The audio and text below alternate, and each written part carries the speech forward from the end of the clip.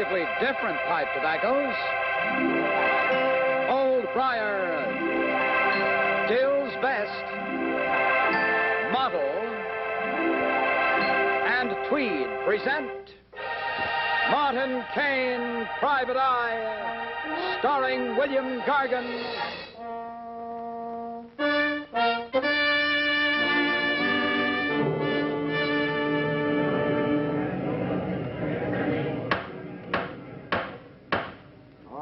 Recess is over. Court is in order.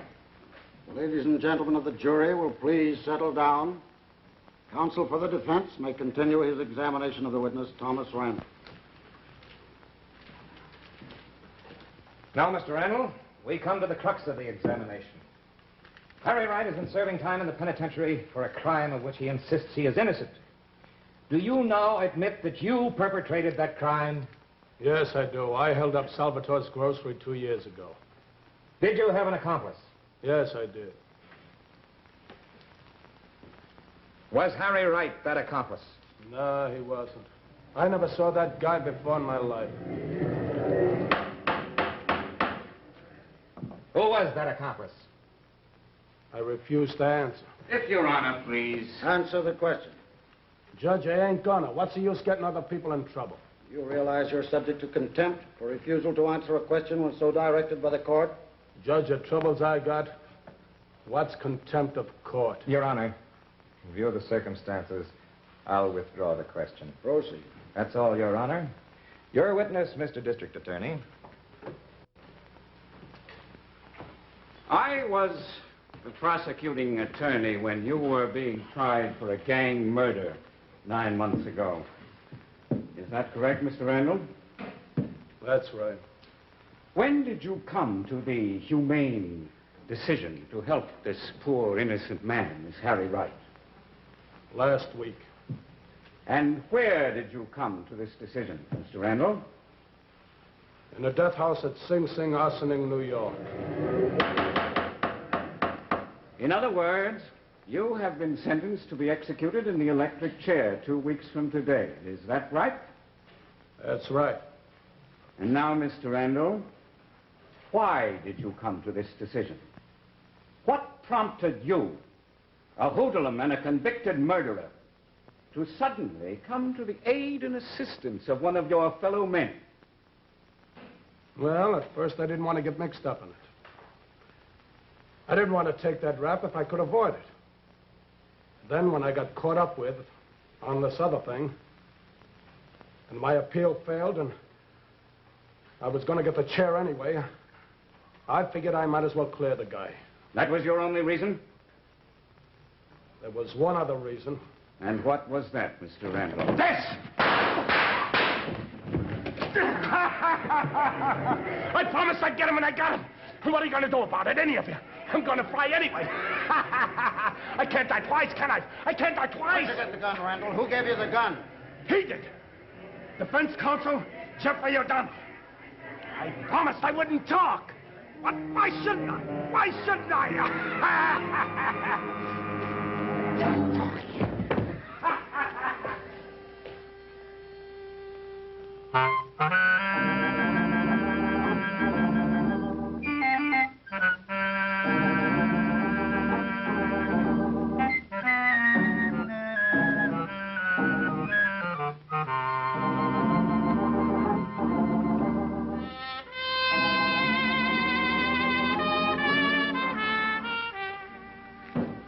All right, so it's Mr. O'Donnell who's asked me to investigate this case, but right now he's in the pokey.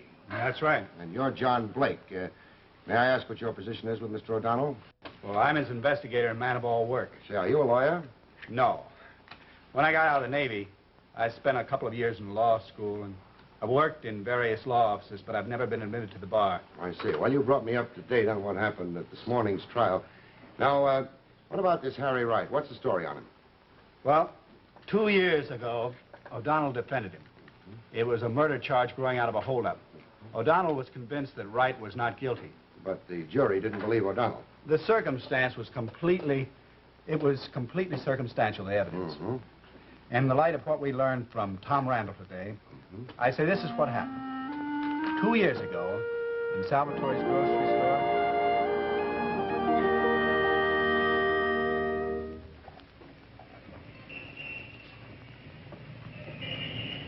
Ah, nice day. Nice, beautiful summer day. What you like today, Harry? Huh? I want some olive oil, Mr. Salvatore, and a bottle of wine vinegar. Mama, you get the vinegar. Me, I'm gonna get the oil, huh?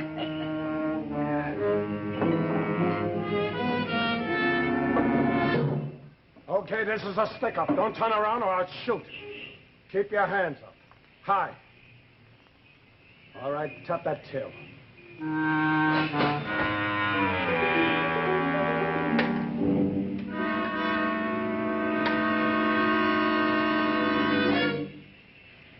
I told you not to turn around, you miserable... Okay, let's get out of here.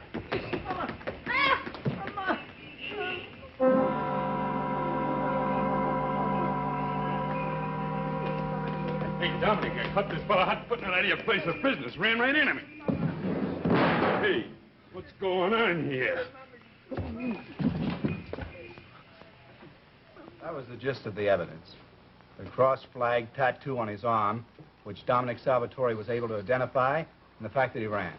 Well, why did he run if he said he wasn't guilty? Well, I'll give you his story, Mr. Kane. He says the minute he saw those two hold-up men, he ducked down behind a barrel and stayed there till he heard the shots. Says he couldn't tell what anybody looked like, didn't have a chance to see. Then after he heard the shots, he looked out, saw it was clear and ran. Same question. Why did he run? Well, he'd been pretty wild. He spent a couple of terms in the reformatory. He was afraid of trouble, got panicky, ran right into the arms of a cop. Anyway, that's his story. And O'Donnell believed him? Yes. But the jury didn't? That's right. Were you working for O'Donnell at the time? No, I wasn't. What happened at Wright's trial? Well, as you said, the jury didn't believe him. But because of the caliber of the evidence, there was a recommendation for mercy. He got 20 to life. That tattoo wouldn't be enough. As I recall, during the war, that cross flags tattoo, they were pretty common. Well, that's what O'Donnell said, Mr. Kane. But the tattoo, coupled with the incriminating fact that Wright had fled from the scene of the crime, plus his record, I did it. And along comes Randall, a convicted murderer, to clear the guy, huh? Well, right now, that's up in the air, too. There's some question whether Randall didn't use that set of facts as a plan to get out of jail and make good his boast of killing the DA, who had prosecuted him for that recent gang murder. I see. Now, who brought Randall down from Sing Sing?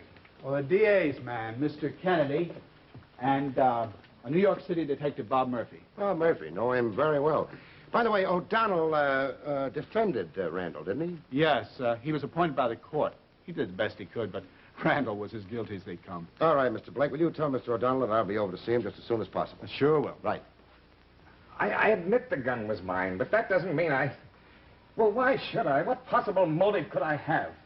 We've got some ideas of our own about that motive angle, Mr. O'Donnell. You and your wife are estranged, and there are rumors around town that Harrison was pretty sweet on her. Oh, that's ridiculous. Now, Mr. O'Donnell, as an attorney, you must admit that in the motivation of murder, jealousy has always played a tremendous part. So far, it's only a rumor, but we're running it down, O'Donnell. What's this about jealousy, gentlemen? Mr. Kane. Better ask your client, Kane. He's all yours. Come on, Sergeant. Yes, sir. Good day. Hello, Mr. O'Donnell. What were they talking about? Oh, I won't dignify the discussion, Mr. Kane. I'm very glad you could come. The reason I sent Blake down... Yes, I know. You couldn't get out. There's no bail for first-degree murder. Exactly. Mr. O'Donnell, I'm going to ask you a very straightforward question, and as you lawyers say, I'd like a straight answer, yes or no. Shoot. Did you or did you not, were you mixed up in this mess? I was not, Mr. Kane. You weren't. Then how come that Randall put the finger on you? Well, I've had time to think about that, Mr. Kane. You see, he wasn't exactly my client. He had no lawyer, so I was assigned by the court. Yes, Mr. Blake told me. Yes, he wasn't very happy with my defense. I did the best I could under the circumstances. I'd say that his twisted mind had figured out a method to kill Harrison and implicate me, and thus at the same time get even with both of us. Maybe. Maybe that's it. Mr. Kane, the thing I want you to investigate the most thoroughly is the business with the gun. It was your gun, wasn't it? Well, there's no question about it, but it was locked in my desk drawer. Who has keys to your desk? Well, I have, Blake and my secretary, but you're missing the point, Mr. Kane. That drawer was broken into. Do the police know this? Oh, sure they do, but they're too busy with motives, with rumors of jealousy. All right, Mr. O'Donnell. I'll be in touch with you.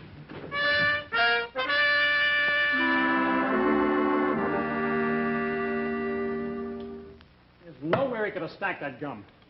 I agree with you, Mr. Murphy. I know he didn't have it on him. I can swear to that. So can I, old boy.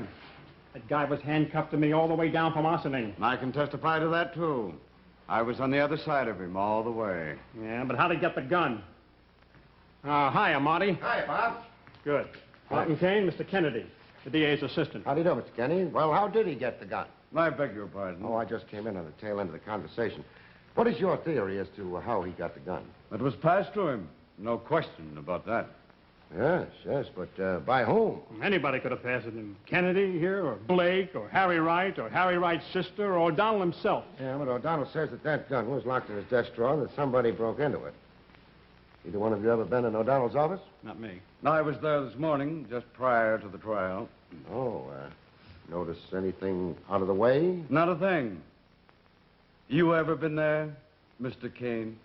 No, Mr. Kennedy, but I'm going there right after I see Captain Leonard. Bye, Marty.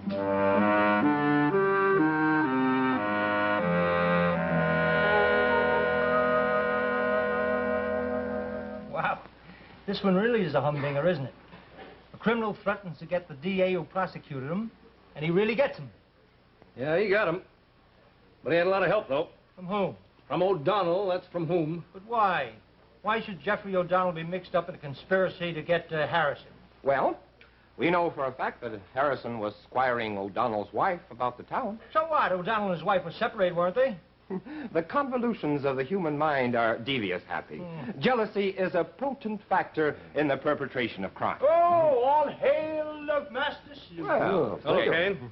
Any new developments, Master Sleuth? Not for me. Anything new, fellas? Well, it's no longer rumor, Mr. Kane. We know for a fact that Harrison and Mrs. O'Donnell were very friendly. Well, that doesn't make O'Donnell a murderer, does it? No, it doesn't make him a murderer. However, we've got motive. We've got the fact that it was his gun. And we've got the testimony of Randall that O'Donnell slipped the gun to him. Now, what more do we need? Faith. O'Donnell's a good man. He's an honest lawyer. Has been all his life, and you know it. Could be. Where are you going? I'm going to go to O'Donnell's office. Oh, you have to see Judge Peters in his chambers, Captain. I know that. However, we're still a little early. Let's have a few minutes' conversation with O'Donnell in the meantime. Whatever you say, Captain. So long, Happy. See ya, Hal. Come on, sir. Yes, sir. Can I help you? Yeah, can of Copenhagen. Right you are, sir. Copenhagen. It's the best made, you know. I know. We use it at the factory all the time. Shall I open it, sir? Yeah. There you are, sir. That really is fresh. You bet it is. Anything else? Have you got some really mild smoking tobacco? You bet I have. Just the one for you, sir. Dill's Best. Flavor cut for extra mildness and cool smoking. Did you say flavor cut? That's right. That means that every particle of Dill's Best is cut to just the right size for perfect smoking. Let me show you something here. See this here? That tobacco is cut to just the right size. That's why it burns longer and slower. And that's why Dill's Best is extra mild and cool smoking. Sounds pretty good. How much? Just 15 cents, and that'll be 15 for the Copenhagen. Out of a half. And this change here. Thank you very much. Come again, huh? I will. Bye-bye.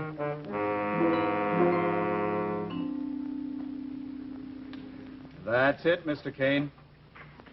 No question, but that drawer was broken into. When did you first notice it? This afternoon, after Randall accused O'Donnell. That desk drawer was all right yesterday. Anybody in here this morning? No. Kennedy says he was.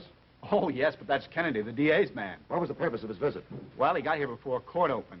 There were some aspects of procedure to be discussed with O'Donnell. Let's see. Was he in here alone, even for a minute? Well, as a matter of fact, he was. We had a client, and O'Donnell and I went to the anteroom to talk with... Oh, Mr. Kane, you can't think that Kennedy had anything to do with this? I'm not thinking now, Mr. Blake. I'm just getting together facts. Anyone else have any occasion to come in here thereafter? No. We had that Harry Wright hearing in court this morning. It wasn't until after that that they discovered this drawer. I know Jeff O'Donnell as well as any man in the world. He had absolutely nothing to do with the murder of District Attorney Harrison. I had absolutely nothing to do with the murder of District Attorney Harrison. Is that clear? Yeah, it sounds perfectly clear, Mr. O'Donnell. But don't forget, we are police officers, and we're no longer dealing with rumors. We know for a fact that Harrison was going to get married just as soon as your divorce from your wife became final. My wife had every reason on earth to do just as she pleased. But the facts, sir, as a jury would hear them, disclose motive, weapon, opportunity, and the testimony of an accomplice. Now, you're a lawyer, Mr. O'Donnell. How does that sound? Well, it doesn't sound good. All right, then why don't you break down and talk? You're right square up against it, and you know it. Is that all, gentlemen? It's all for now. Then I'll thank you to permit me to return to the welcome privacy of my cell. Everybody to their own taste. Only I'd advise you to get used to it, Counselor. Because I've got a feeling that you and jail cells are going to be in close proximity for a long time to come.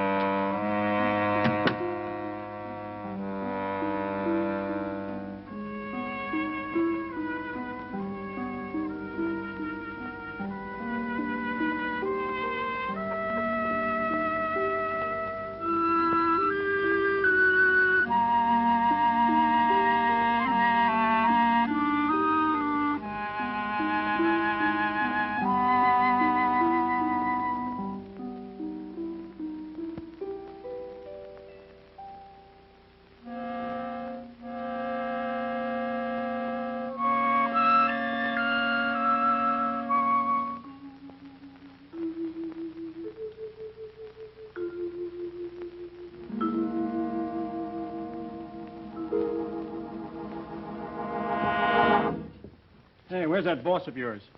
When a captain of homicide and a justice of the Court of General Sessions are in conference in the chambers of said justice, who are we to be critical of the passage of time? One thing about you college guys on the force, you're all alike. That has a significance, I presume? You see, it presumes like this. When one little word can take the place of 12, you guys use the 12 words anyway. No. Well, as of now, you are the fall guy. He was supposed to bring Randall in. You were in charge. What was I supposed to do when I was in court, Captain? Sit in his lap? Well, something better break in this case pretty soon. Because if it doesn't, you are going to be right back in uniform, carrying a nightstick, pounding a beat up near Van Cortlandt Park. Oh, where's Martin Kane? Where's good old Martin Kane? Dr. Brett, you say that you're a plastic surgeon? That's right. May I see a sample of your work? That is, if it's all right with you. Of course, Mr. Kane. This is all before and after. The page on the left is the original features. And on the right, the same features after the operation. Do you always take pictures of your patients before and after operations? Usually, yeah, but not always. Doctor, is that all you specialize in? Is just nose jobs? Oh, of course not, Mr. Kane. My work entails every part of the human body. Doctor, there's a couple of questions I want to ask you, and you'll have to think back quite some time. This has got...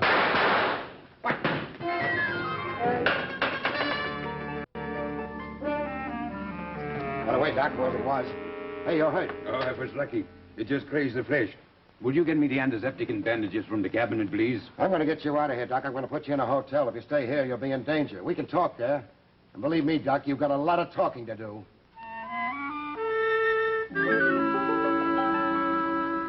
Too bad. Everything seems to go crazy in the court today. People shoot the people. You know, I hope, Mr. Salvatore, that I never blamed you. Oh, sure, I know. You good girl. Your brother's a wild, but Harry's not a bad in the heart. 2 years ago in the court, I tell her just what I see. I'm not blaming nobody. I don't know anything. Mama, she's been dead a long time now. 2 long years. I'm an older man. I miss the good wife. But I am never believe Harry's killed a good, sweet lady. He didn't, Mr. Salvatore.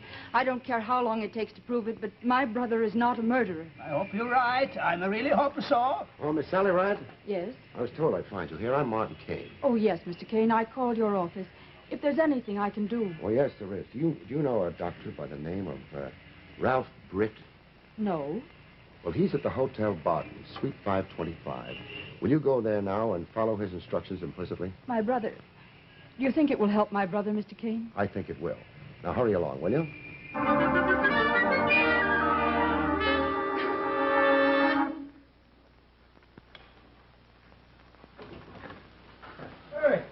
How goes it, Sergeant Ross?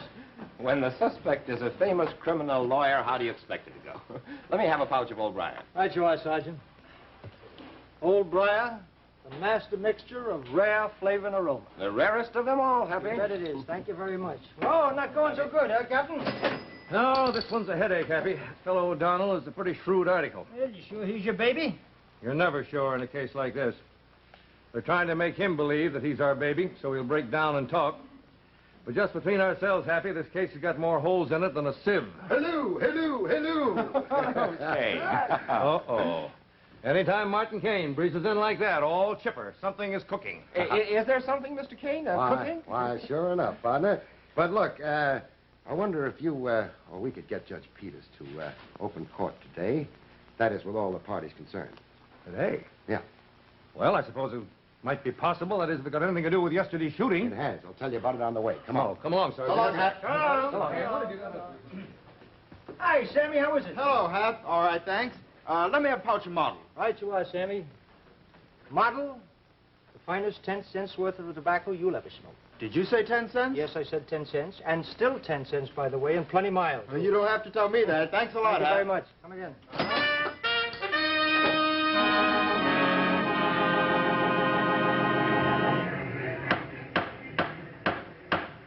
Courtroom will come to order. I have convened this court at the behest of Mr. Martin Kane. The circumstances are unusual, to say the least. The matter before us is a public hearing rather than a trial. We shall therefore waive all the regular rules of procedure. And now, Mr. Kane. May it please the court, I'm not a lawyer. I am quite aware of that, Mr. Kane. However, I think I've uncovered sufficient evidence to show that Harry Wright was a victim of a miscarriage of justice. And I think I'll be able to point out the murder of District Attorney Harris. Strictly speaking, the murderer is Thomas Randall, already convicted of one murder. Yes, but the man who supplied him with the gun... Is in pari delicti just as much a murderer as the man who pulled the trigger. In that case, in front of this bar of justice, I accuse John Blake. Please proceed, Mr. Kane. O'Donnell is a shrewd criminal lawyer. If he were going to get mixed up in a murder, he certainly wouldn't permit his gun to be used. In my book, that ruled him out. We don't care about your book, Mr. Kane. We're interested in the facts exclusively. Well, who could have passed the gun to Rand? Wright? He wanted to get out of jail. Sally Wright? She's heart and soul for her brother.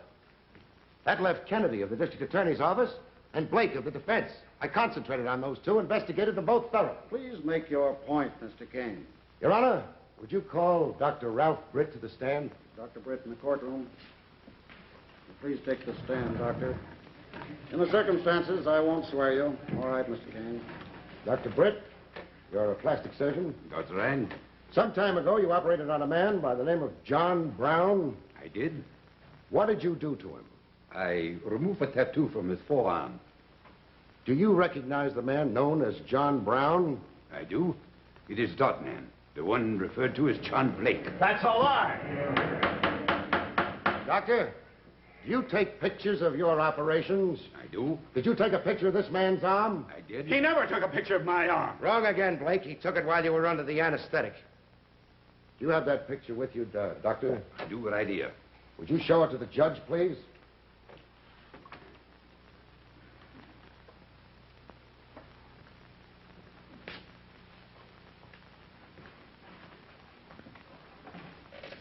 Yes, that's a eater for sure. You want to look at it, Mr. Blake? Care to look at it? Go ahead.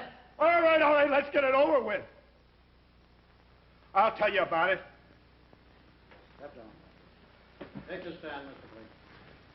I've been wanting to get this off my mind for some time. 10 years ago, when I went into the Navy, a lot of the fellas had tattoos like that made. Like Harry Wright's? Yes, it was exactly the same. When I got out of the Navy, I went to law school nights. And I worked for a lawyer during the day. It was through him that I met Tom Randall. He was nothing then. He was a small-time hoodlum. He propositioned me for some easy money, and I fell for it. He and I held up Salvatore's grocery. Please proceed. He shot that woman in cold blood. Killed her.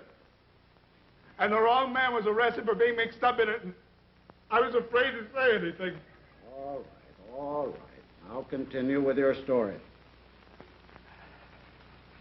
Randall had boasted that he was going to kill the DA.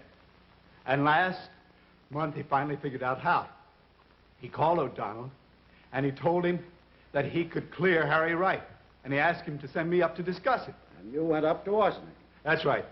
When I got there, he told me the plan. I was to pass him the gun.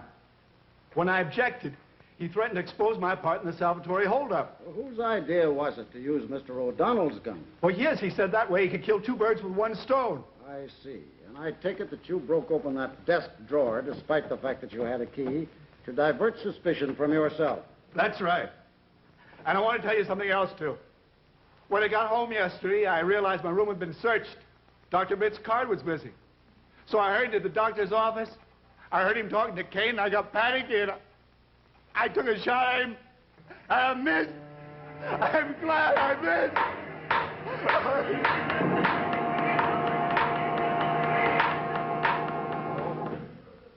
And it was the legislature going to pass a bill to compensate Harry Wright. But, Marty, I understand that there was more to the part played by Dr. Britt than appears on the surface. Oh, he cooperated in a little ruse, and it worked. A ruse?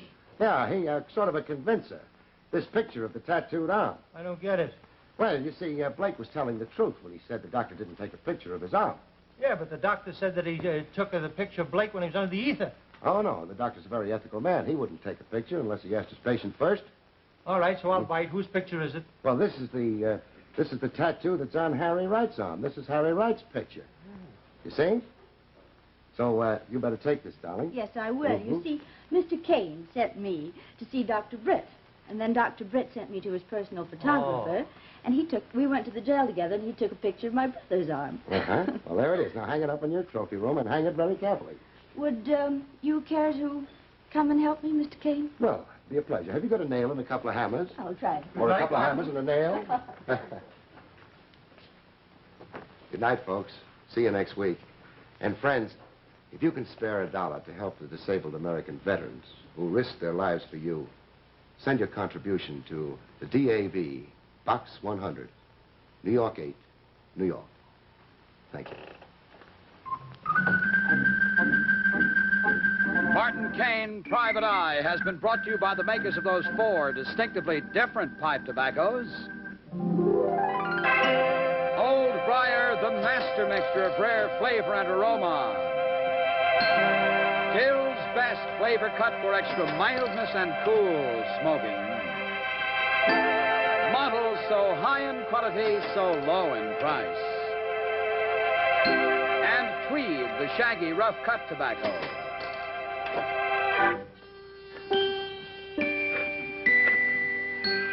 One of the 4, just right for your tobacco taste.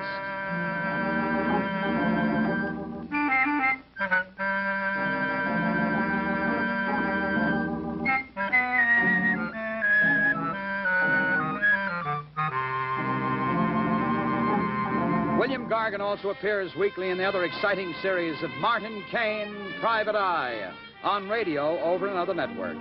Check your local newspaper for time and station.